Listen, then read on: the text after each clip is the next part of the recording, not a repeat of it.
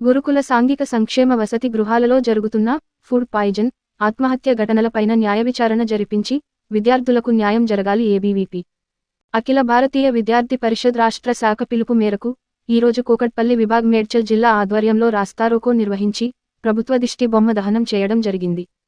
ఈ సందర్భంగా ఏబీవీపీ రాష్ట్ర కార్యదర్శి చింతకాయల ఝాన్సీ మాట్లాడుతూ, కాంగ్రెస్ ప్రభుత్వం ఏర్పడి సంవత్సర కాలంగా గురుకుల వసతి గృహాల్లో 38 సార్లు ఫుడ్ పాయిజన్ బారిన పడి వేలాది మంది విద్యార్థులు అస్వస్థకు గురయ్యారని, తదితర కారణాలతో దాదాపు 48 మంది విద్యార్థులు ప్రాణాలు కోల్పోయి సరస్వతి నిలయాలు శ్మశానవాటికల్ల దర్శనం ఇస్తుంటే కనీస బాధ్యత లేని సర్కార్ నిమ్మకు నీరెత్తినట్టు ప్రవర్తిస్తున్నారని ఏబీవీపీ తీవ్రంగా ఖండిస్తుంది.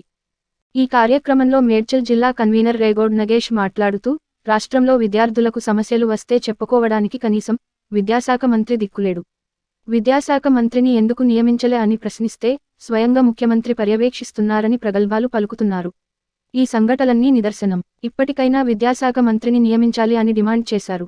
కార్యక్రమంలో రాష్ట్ర కార్యవర్గ సభ్యుడు మృత్యుంజయ, నాగేంద్ర, వివేక్, డేవిడ్ తదితర కార్యకర్తలు పాల్గొన్నారు.